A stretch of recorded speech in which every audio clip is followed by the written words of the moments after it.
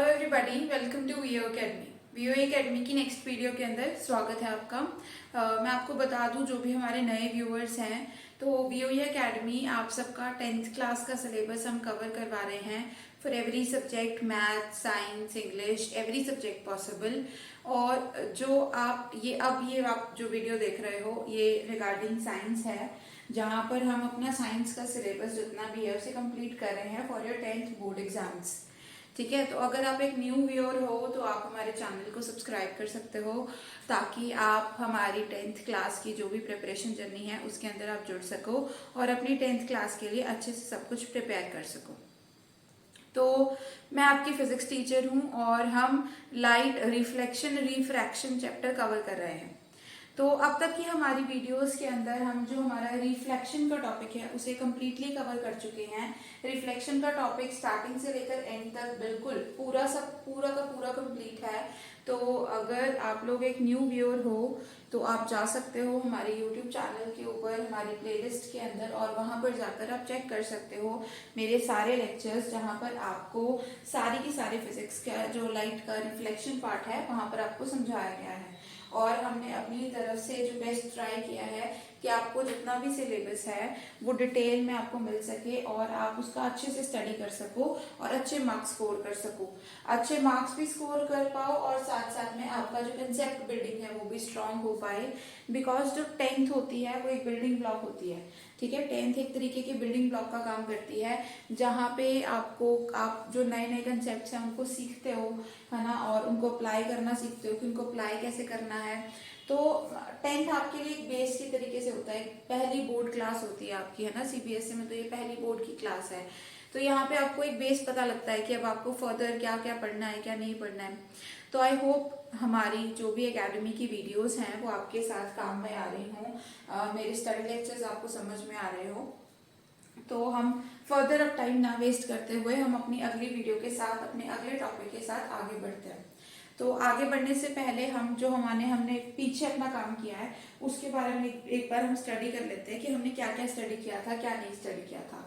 तो हमने अपनी अब तक की वीडियोस के अंदर ये देख लिया था कि रिफ्रैक्शन होता क्या है, रिफ्रैक्शन क्या है। तो रिफ्रैक्शन एक ऐसा फिनोमेना है जहां पर जो लाइट है वो बेंडिंग करती है।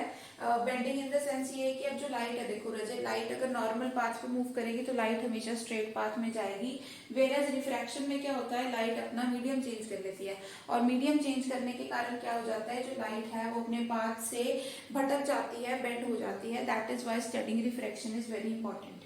ठीक है, और उसी के साथ साथ रिफ्रैक्शन को समझने के बाद हमने ये स्टडी किया था कि रिफ्रैक्शन के बेसिकली दो लॉज क्या होते हैं। जैसे कि अगर आपने रिफ्लेक्शन की सारी वीडियोस देख चुके हो तो आपको पता होगा कि हमने रिफ्लेक्शन के दो लॉज देखे थे। ठीक है, उसी तरीके से सेम रिफ्रैक्शन के भी दो लॉज होते हैं जिसे हमें अच्छे तरीके से स्टडी करना होता है। ठीक है, रिफ्रैक्शन के दो लॉस हमें किसके बारे में बताते हैं, रिफ्रैक्शन के दोनों लॉस हमें बताते हैं कि जो हमारा रिफ्रैक्टेड रे डायग्राम्स हैं वो किस तरीके से फॉलो होते हैं और रिफ्रैक्शन के पीछे जो बेसिक प्रिंसिपल है, बेसिक रूल है वो कैसे फॉलो होता है। तो जो हमारा रिफ्रैक्शन का जो हमारा पहला प्रिंसिपल था, रिफ्रैक्शन के पहले प्रिंसिपल में हमें क्या बताया जा रहा है, रिफ्रैक्शन के पहले प्रिंसिपल में बताया जाता है कि जो आपकी ड्यूरिंग रिफ्रैक्शन आपकी तीन तरीके की रेस होती हैं। पहली होती है इंसिडेंट रे, दूसरी होती है रिफ्रैक्टेड रे और तीसरी होती है normal to the surface, normal to the interface.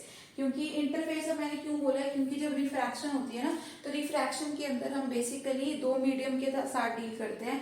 मतलब एक ही बार में हमारे पास दो मीडियम होते हैं। तो इंटरफेस क्या होता है, इंटरफेस को हम अगर आम भाषा में अगर मैं आपको बताना चाहूँ कि इंटरफेस क्या होता है, तो इंटरफेस एक तरीके का एक बाउंड्री होती है। क्या होता है इंटरफेस, इंटरफेस एक तरीके की क्या होती है, एक बाउंड्री होती है जहां पर, और इंटरफेस आपको मतलब क्या हेल्प करता है, इंटरफेस जो है दो मीडियम को सेपरेट करता है। ठीक है, जैसे मान लो अगर एक तरफ आपका एयर है, एक तरफ आपका वाटर है, तो जो वाटर का सरफेस है, जो वाटर का सरफेस है वो कैसे एक्ट कर रहा है, जो वाटर की टॉप मोस्ट लेयर है वो कैसे एक्ट कर रही है, वो एक्ट करती है एक इंटरफेस की तरह। ठीक है, एक इंटरफेस क्यों, क्योंकि वो दो मीडियम को सेपरेट कर रही है। अगर आप उस सरफेस से ऊपर अगर जाओगे तो आपको मीडियम के रूप में क्या मिलेगा, तो आपको मीडियम के रूप में एयर मिलेगी। वेयर एज अगर आप उस सरफेस से क्या जाओगे, नीचे चले जाओगे, तो आपको उसकी जगह मीडियम की जगह पर आपको वाटर मिलेगा। तो हमारा जो फर्स्ट लॉ है उसने ये बताया था कि ये तीनों तरीके की जो हमारी रेज होती हैं वो क्या है, एक ही प्लेन के अंदर लाइन करती हैं। मतलब आपकी लाइट अगर इस प्लेन में आ रही होगी तो वो इसी प्लेन में रहेगी, कहीं और शिफ्ट नहीं होगी। जो हमारा दूसरा लॉ था वो हमें क्या बताता था, हमारे दूसरे लॉ का एक स्पेशल नाम भी है, उसको बोलते हैं स्नेल्स लॉ, और ये बहुत ही इंपॉर्टेंट है।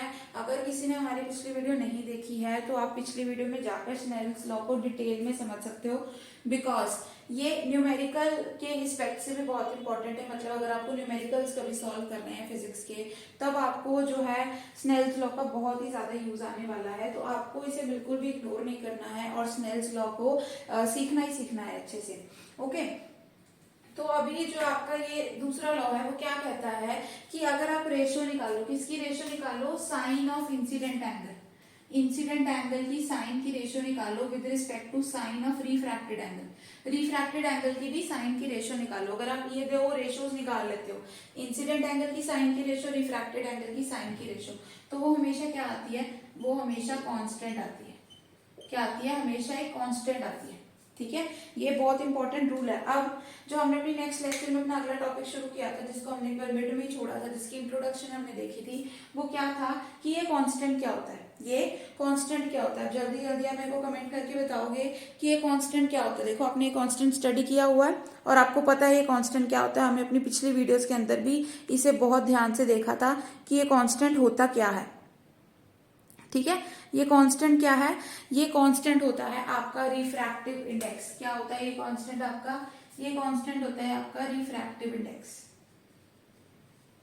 अब एज सच हम रिफ्रैक्टिव इंडेक्स के बारे में पढ़ रहे हैं तो हमें ये भी पता होना चाहिए कि ये रिफ्रैक्टिव इंडेक्स होता क्या है, इसकी हमें जरूरत क्यों पड़ी और हमें इसे पढ़ना ही क्यों है, ये हमें देता क्या है, मतलब इससे हमें क्या ऐसा यूजफुल प्राप्त होता है, मिलता है कि हम रिफ्रैक्टिव इंडेक्स को स्टडी करें। तो रिफ्रैक्टिव इंडेक्स अपने आप में एक बहुत इंपॉर्टेंट क्वांटिटी है लाइट को स्टडी करने के लिए, बिकॉज अब मैंने आपको पहले इंट्रोडक्शन में ही आपको बता दिया था कि रिफ्रैक्शन होती क्यों है। रिफ्रैक्शन होती है जब लाइट एक मीडियम से दूसरे मीडियम की तरफ जाती है। उसमें भी क्यों होती है, क्योंकि जो लाइट है वो अपनी जो स्पीड है, जो लाइट होती है वो अपनी स्पीड को क्या है, मेंटेन नहीं कर पाती है। ठीक है, क्या नहीं कर पाती है, मेंटेन नहीं कर पाती है। तो लाइट क्या है, अपनी स्पीड को बदलती रहती है। तो जो लाइट है आपकी वो एक मीडियम में एक स्पीड दिखाएगी, दूसरे मीडियम में दूसरी स्पीड दिखाएगी। ठीक है, तो हमने इसके साथ साथ जो है दो रूल और भी स्टडी किए थे कि लाइट की बेंडिंग किस तरीके से होती है। ये आपको बुक में इतनी डिटेल में नहीं मिलेगा, बट मैं आपको इतना कह सकती हूँ कि अगर आप इस टॉपिक को अच्छे समझना चाहते हो तो आपको वो दो रूल्स पता होने बहुत ज्यादा जरूरी हैं। तो जिस किसी ने भी, मैं दोबारा रिपीट कर रही हूँ, जिस किसी ने वो वीडियो नहीं देखी है तो उसको देख लेना एक बारी। तो हमारे पास जो बेंडिंग होती है, बेंडिंग के हमारे पास बेसिकली दो रूल होते हैं। जो पहला रूल है, पहला रूल हमें क्या बताता है कि कोई भी लाइट है अगर वो जाए रेयर टू डेंसर मीडियम, या दूसरे रूल में हमें क्या बताते हैं कि अगर लाइट कहाँ से जाए, डेंसर टू रेयर मीडियम। मतलब हम बेसिकली इसके केस में दो तरीके के रूल्स पढ़ते हैं। पहला रूल क्या है कि अगर लाइट आपकी जाती है डेंसर टू रेयर मीडियम, दूसरी है अगर जाती है वो आपकी light rare to denser medium. तो उन केसेस में बेंडिंग कैसे होती है, तो जब आपकी लाइट कैसे जाए, आर टू डी, ये याद रखने के लिए, R to D because rarer to denser medium. जब लाइट जाए रेयरर मीडियम से डेंसर मीडियम की तरफ, तब लाइट बेंड होती है टुवर्ड्स द नॉर्मल। तब लाइट कहाँ बेंड होती है, वो बेंड होती है टुवर्ड्स द नॉर्मल। और अगर आपका जो लाइट है वो जाए डेंसर मीडियम से कहाँ, रेयरर मीडियम की तरफ, कैसे बेंडिंग हो, डेंसर मीडियम से रेयरर मीडियम की तरफ जब भी आपकी बेंडिंग होगी तब आपकी लाइट बेंड होगी अवे फ्रॉम द नॉर्मल। कहाँ बेंडिंग होगी उसकी, अवे फ्रॉम द नॉर्मल। तो ये काफी बेसिक सी चीज है बट बहुत इंपॉर्टेंट है। ठीक है, तो अब आपको ये तो पता लग गया है कि बेंडिंग किस तरफ होगी, पर वो बेंडिंग कितनी होगी, है ना। अब जैसे भटकना है पाथ से, तो कितना भटकना है, 10 डिग्री, 20 डिग्री, 30 डिग्री। मतलब ऑल इन ऑल मैं ये आपसे पूछना चाहती हूँ कि उसमें बेंडिंग होगी कितनी कितनी, उसका चेंज आएगा उसके पाथ्स में, वो बताने के लिए हमारे पास एक क्वांटिटी आई है। और वो क्वांटिटी हमारी क्या है, उसे हम बोलते हैं रिफ्रैक्टिव इंडेक्स। क्या बोलते हैं उसे, हम रिफ्रैक्टिव इंडेक्स बोलते हैं। बिकॉज रिफ्रैक्टिव इंडेक्स हमें क्या देता है, वो हमें बताता है कि लाइट की बेंडिंग कितनी होगी। ठीक है, तो जब आप ये रिफ्रैक्टिव इंडेक्स स्टडी कर रहे हो तब ये आपको क्या बताएगा कि कितनी बेंडिंग होगी, और वो बेंडिंग किस पे बेस्ड है, स्पीड के बेस्ड, उसकी स्पीड के ऊपर बेस्ड है कि किसी की स्पीड कितनी चेंज हो रही है ना। अब जैसे मान लो, अगर मान लो आप कार है, आपकी कार अगर मान लो 45 किलोमीटर पर आवर की स्पीड से चल रही है और आपको 45 से उसकी स्पीड 50 तक करनी है ना, तेज करनी है। मान लो आपको स्पीड अपनी कार, आपकी कार 45 किलोमीटर पर आवर की स्पीड से चल रही है और आप एकदम से अपनी कार की स्पीड क्या है, कितनी करना चाहते हो, 50 किलोमीटर पर आवर करना चाहते हो। तो मुझे बताओ, जब आप अपनी कार की स्पीड धीरे धीरे मतलब 50 किलोमीटर करोगे, सिर्फ 5 किलोमीटर का चेंज करोगे एकदम से, तो कार, या ये कहो कि आपको 45 से सीधा 100 पे लेके जानी है ना। दो केसेस मान लो, एक तो 45 से कहाँ लेके जानी है आपको 50, दूसरे केस में आपको 45 से कहाँ लेके जानी है 100। तो मुझे ये बताओ पाथ में डिफ्लेक्शन कहाँ ज्यादा आएगा, कहाँ पर जो कार है आपकी आउट ऑफ कंट्रोल होने का आपका डर है। नेचुरली जब आप 45 टू 50 में जाओगे क्योंकि हो सकता है ना आप अपनी स्पीड कंट्रोल ना कर पाओ, मान लो, और ये चेंज ना बिल्कुल एक सेकंड में होना है चेंज, 45 से 100 एक सेकंड में हो जाएगी, 45 से 50 एक सेकंड में हो जाएगी। तो ये ऑल इन ऑल ये बिल्कुल क्लियर है ये फैक्ट कि जो आपका पाथ का डाइवर्जन है ना, मतलब आपकी कार आउट ऑफ कंट्रोल होने का डर कब, कौन से केस में है, जब आपकी कार की स्पीड कहाँ से कहाँ चेंज हो जाए, 45 से मान लो 100 पे चली जाए, तो मोस्ट ऑफ द चांसेस ये हैं कि आपकी कार आपकी कंट्रोल से बाहर चली जाए। ठीक है, तो वही चीज अब ये रिफ्रैक्टिव इंडेक्स भी बताता है। रिफ्रैक्टिव इंडेक्स क्या बताता है कि जो आपने दो मीडियम पकड़े हैं अपने पास, ठीक है, जो दो मीडियम जिसके ऊपर आप स्टडी करना चाहते हो, देखना चाहते हो कि इन पे लाइट की स्पीड का क्या असर होगा, तो उन दो मीडियम्स में जो आपकी लाइट की स्पीड है उसको कंपेयर करने के लिए आपको कौन चाहिए, रिफ्रैक्टिव इंडेक्स चाहिए। ठीक है, तो वो रिफ्रैक्टिव इंडेक्स हमें करके देता है आपको, जो आपके दो मीडियम है जिसके अंदर से लाइट पास ऑन हो रही है उनकी स्पीड का कंपैरिजन आपको कौन देता है, रिफ्रैक्टिव इंडेक्स। और रिफ्रैक्टिव इंडेक्स की वैल्यू कितनी है ना, 1 से कितनी ज्यादा है, 1 से कम है या 1 से ज्यादा है तो कितनी ज्यादा है, कम है तो कितनी कम है, उससे आप ये जज लगा सकते हो, एक जजमेंट बना सकते हो, एक रफ रिव्यू देख सकते हो कि अगर ये इतना चेंज है तो मेरे पास फिर रिस्पेक्ट में आगे जाकर अगर जब मेरी लाइट बेंड होएगी तो वो कितनी बेंड होएगी। ठीक है, तो रिफ्रैक्टिव इंडेक्स के लिए दो टाइप का स्टडी करना है आपको। एक तो आपको स्टडी करना होगा रिलेटिव रिफ्रैक्टिव इंडेक्स, एक आपको स्टडी करना होगा रिलेटिव रिफ्रैक्टिव इंडेक्स, और एक तरफ आपको स्टडी करना होगा absolute refractive index, absolute refractive index. ठीक है, काफी बेसिक सी चीज है ये। अब जो रिलेटिव रिफ्रैक्टिव इंडेक्स है इसके बारे में मैंने थोड़ा सा हिंट आपको मैंने पिछले वीडियो के अंदर भी दिया था। जब आप देखो रिलेटिव जब वर्ड आ जाता है, तो ये रिलेटिव वर्ड है ना, काफी जगह आपको फिजिक्स में देखने को मिलेगा। अगर इन फ्यूचर आप कभी भी फिजिक्स को कंटिन्यू करते हो तो आपको ये रिलेटिव वर्ड बहुत जगह देखने को मिलेगा। ठीक है, इतनी जगह देखने को मिलेगा कि मैं तो आपको ये सलाह दूंगी कि आप इस रिलेटिव वर्ड का मतलब अच्छे तरीके से समझ लो। ओके, तो ये रिलेटिव वर्ड एक्चुअल में क्या होता है, रिलेटिव का मतलब होता है किसी के रिलेशन में, है ना। जब भी आपको कहीं पे भी वर्ड है ना रिलेटिव का मतलब क्या होता है, कोई चीज किसी चीज के रिस्पेक्ट में, है ना। तो रिलेटिव रिफ्रैक्टिव इंडेक्स का मतलब क्या होगा, वो रिफ्रैक्टिव इंडेक्स जो हम किसी के हिसाब से देख रहे हैं। ठीक है, जैसे आपने केमिस्ट्री में पढ़ा होगा, हम एटॉमिक मास देखते हैं, एटॉमिक मास जनरली किसके रिस्पेक्ट में देखा जाता है, कार्बन एटम के हिसाब से। मतलब अगर आपने किसी भी एटम का, एलिमेंट का, कंपाउंड का क्या बताना है, अगर आपको एटॉमिक मास बताना है तो आपको किसके हिसाब से बताते हो, आपको उसको कार्बन के हिसाब से बताया जाता है कि ये कार्बन से कितना भारी है या ये कार्बन से कितना हल्का है, उसके बेसिस पे हम क्या बताते हैं, उसका atomic mass. In the similar sense relative refractive index भी क्या होता है, ये होता है कि जब हम एक मीडियम में लाइट की स्पीड को कंपेयर करें दूसरे मीडियम में लाइट की स्पीड से, तो यहां पर एक बेसिक सी डेफिनेशन आएगी। अगर आपको देखना है relative refractive index of medium two with respect to medium 1, ये क्या होगा, मतलब रिलेटिव रिफ्रैक्टिव इंडेक्स किसका देखना है आपको, 2 का, मीडियम दूसरे मीडियम का देखना है, किसके रिस्पेक्ट में, पहले मीडियम के रिस्पेक्ट में। तो इसका फॉर्मूला क्या होता है, इसका फॉर्मूला होगा speed of light in medium 1 divided by speed of light in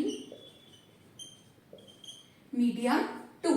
ठीक है, क्या होगा, अब देखो ये आप समझ पा रहे हो, यहाँ पे हमने क्या निकाला है, हमने सीधा क्या speed of light in medium 2 नहीं ली, बल्कि इसको किससे कंपेयर किया, 1 से कंपेयर कर लिया कि 1 के फ्रैक्शन में, 1 मीडियम 1 के हिसाब से सेकेंड मीडियम में लाइट की स्पीड कितनी है, हमने क्या देखा, रिलेशन में देखा ना इसे, इसलिए इसे क्या बोला जाता है, इसलिए इसे बोला जाता है रिलेटिव रिफ्रैक्टिव इंडेक्स। अब इसका इनवर्स भी पॉसिबल है, मतलब आप ये देख सकते हो relative refractive index of medium 1 with respect to medium 2, ठीक है। अब जैसे यहाँ पर हमने क्या किया था, रिलेटिव रिफ्रैक्टिव इंडेक्स किसका देखा था, सेकंड मीडियम का देखा था, किसके विद रिस्पेक्ट में, फर्स्ट मीडियम के विद रिस्पेक्ट में हमने देखा था। अब ये जो दूसरा केस है, इस दूसरे केस में हमने क्या करना है, हमने रिलेटिव रिफ्रैक्टिव इंडेक्स देखना है मीडियम 1 का, किसके हिसाब से देखना है, हमने देखना है विद रिस्पेक्ट टू मीडियम 2। अब ये काफी ईजी है रजे, कंफ्यूज नहीं होना है आपको, इसमें जनरल बस ये जो आपका फॉर्मूला है ना, ये उल्टा हो जाएगा, कैसे हो जाएगा, ये हो जाएगा speed of light in medium 2 divided by speed of light in medium 1। Okay, got my point. इसे बोला जाता है रजे रिलेटिव रिफ्रैक्टिव इंडेक्स। ये काफी इंपॉर्टेंट है और आपको इसके बारे में मतलब इंपॉर्टेंट तो ये है ही है, फर्दर ये भी है कि ये एक ऐसा कंसेप्ट है जिसके बारे में आपको पता होना बहुत ज्यादा जरूरी है, ठीक है।